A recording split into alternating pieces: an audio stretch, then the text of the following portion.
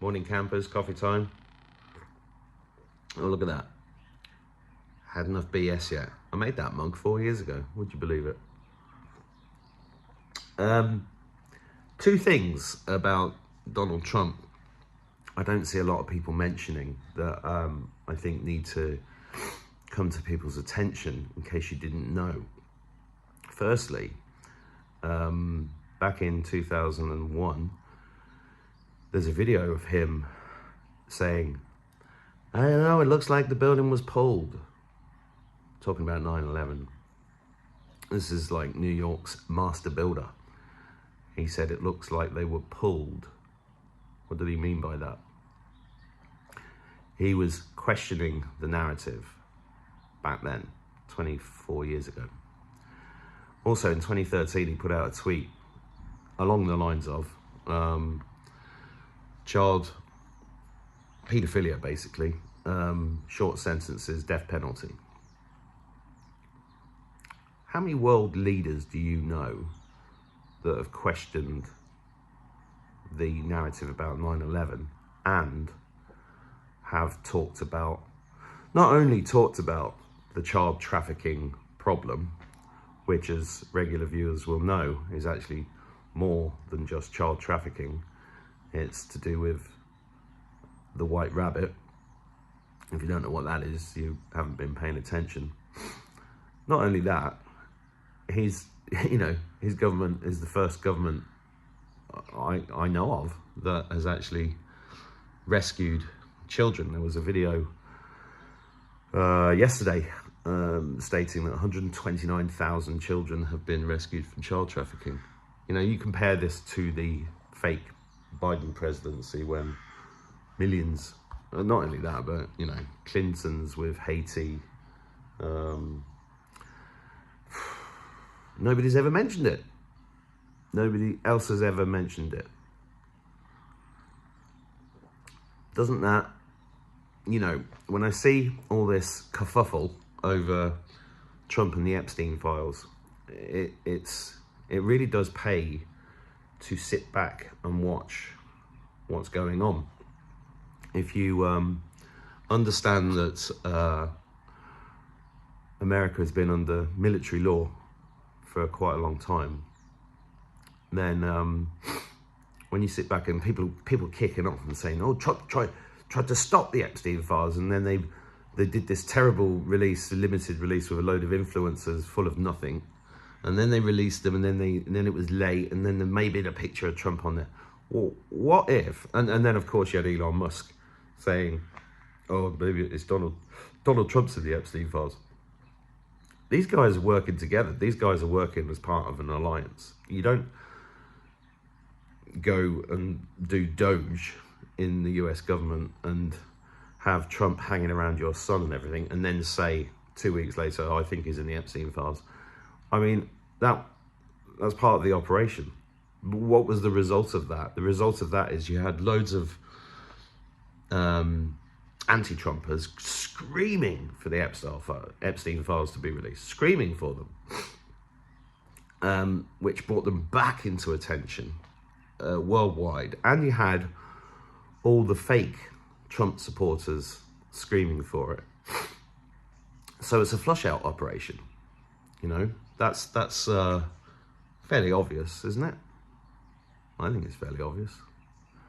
And then, you know, what's just happened in the last few days, it's all redacted. But they put out enough stuff to get tons and tons of coverage in social media. And oh, look, I don't really understand how it's working with X, for example. I mean, yesterday, I was watching Sonia Poulton on YouTube, who's a phenomenal journalist. And it's, you know, and she doesn't agree with what I'm saying about Trump, but that's fine. You know, this is not about agreeing with everybody. Everybody's entitled to their opinion, and you can still be on the same side as somebody and disagree about bits and bobs. You know, that's okay. That's called being a grown-up. You know, you've got to move. I had an email not long ago from somebody else who's stood up in Ireland and been phenomenal in the last 5 years. And she said, oh, no, we're not, we don't agree about Trump. And I said, I don't care whether you agree with me about Trump. We're on the same side. You see, it's not about believing that Donald Trump is on the good side or the bad side. It's just a case of keeping an open mind and standing back and watching things unfold. And what, with like Elon Musk saying that he was in the Epstein files and all of that, the net result of that is far more attention has been placed upon these images and videos of Epstein on the plane with that professor and Clinton with the girls in the pool and all of that. I mean, and Trump's been signaling this for years. I mean, there was a video of him a few years ago saying, Clinton's got a big problem coming up. He's great, nice guy, great guy. You gotta laugh at him as well. He's got a few problems coming up with that island. Yeah, that's right. He's got a lot of problems coming up with that island. And Haiti as well. You got to look into Haiti and the Clinton Foundation. That's why I put a line in my poem, We See You. If you haven't seen that poem, go and look it up. It's on YouTube. We See You, Mark Attwood. Type that in. There's a line in there that says, for the children of Haiti, a knife to your gut. Now, I don't propose... I'm anti-violence. I left the military because I'm anti-violence. I'm a, what's the word? Can't remember. I can't remember what the word is when you don't agree with killing innocent people. But in their case, the Clintons are a very, very big problem. But you can't just stand up and say, the President of the United States, not just Clinton, but Bush and Obama. And Clinton was supposed to win in 2016. She was part of the plan. There's two documents, if you've never read them. I urge you to read them. One is the Project for the New American Century. And the other one is the Protocols of the Elders of Zion. Now, don't pay attention to the reviews of these documents. Go and actually find the source documents and read them yourself. I read these years ago. And pretty frightening, but that's what we're up against, an evil beyond belief. And, people saying, oh, Trump's a criminal. Well, really? What he's done by all the court cases that have happened in the last few years is that he has allowed evidence, by getting the courts to come to him, it meant that evidence that they've collected over decades has been submissible, whereas if he tried to submit it it would never have been allowed into the court because the courts are so corrupt. So he has to flush them out. And everybody has to be processed in a legal way, within a legal framework, for the people to accept what's coming in that respect. I mean, look at the way he had the whole of the big pharma industry stood behind him in the White House like children the other day. He talks in code. Guys, you've got to understand, he talks in code. These guys were just they were capitulated.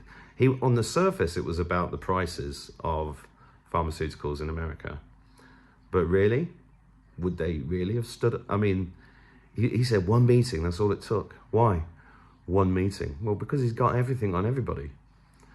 And it's not about him. The character of Trump is a character that's there to wind everybody up. And he does it brilliantly and with a great deal of humor and with a great deal of signs for the rest of us to piece together what's actually going on. And if you see the fact that Big Pharma have capitulated, there's multiple. I did a video not long ago. Everything's a quadruple-edged sword. And, I may be wrong, and I'm willing to be wrong, and I'll hold my hands up if I'm wrong. And I'm not here to give hopium. I'm just saying there's more to it. And if you really want to understand the way that I think it's going on, there's two words you need to get into your head. Al Capone. How did they get Al Capone? On his taxes, legally. They couldn't get him any other way because he had an iron grip on everybody. He had everybody blackmailed. He had everybody terrified. That's a micro version of the cabal. Global blackmail, global mafiosa, Satanists, blackmailed politicians placed everywhere, in every level of government, from prime ministers to secretaries to the civil servants down to head teachers in schools. You know, if you've never heard of Common Purpose, go and look that up. Brian Gerrish on the UK column did amazing work on this 15 years ago. Or more. Common Purpose is one of the ways they managed to recruit the psychopaths within, you know, early. This is why 20 years ago you started seeing head teachers in the UK who were in their 30s instead of their 50s, because these people were fast-tracked into positions to implement the evil plan to live up to the Georgia Guidestones, which was to maintain humanity in perpetuity with nature under 500 million. That's 7 billion people would have to disappear. And 7 billion is the number used in the trailer for Disclosure Day. We're going to tell everybody 7 billion people all at once. Disclosure. You know, I did that video on Disclosure Day the other day, and a lot of people were saying it was a white hat movie. I think it is.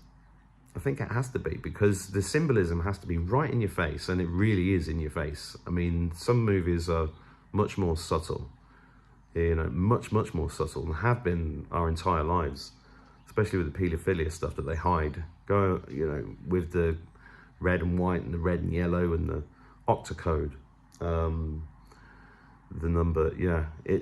But am I right? I don't know. It's not about, look, this isn't about being pro or not pro anybody. It's about looking at certain facts, and the two facts I wanted to bring to everybody's attention is what Donald Trump said after 9/11 and what he said in 2013 on Twitter about child abusers.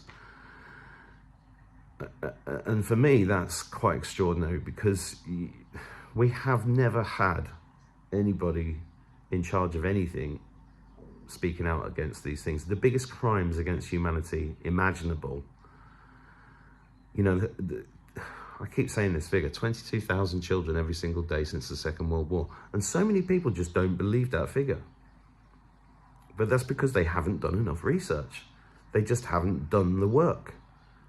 You know, I've been at this for 30 plus years, and it's extraordinary to me to see how many people who are supposedly awake don't see this stuff. It's I don't understand it, to be honest, and I have nothing against anybody that doesn't, and it's not about me being better than anybody. It's not about that, but it is interesting. But if you haven't read those two documents, go and have a look at them, please. Just go and have a look at them, read them. I read the Protocols of the Elders of Zion in 1999. That's a long time ago now. And it freaked the shit out of me. In fact, when you do read the document, if you do read that document, go and look up Fall of the Cabal and look for Janet Osbard and Cynthia's video. I think it's part 28 in that series. I think you can get it on BitChute. Cynthia's got a Substack as well now, because Janet's no longer with us. But their video on the Protocols of the Elders of Zion is really extraordinary and worth watching. Everybody should watch that whole series. But anyway, whatever you're doing today, God bless you. Have a wonderful day.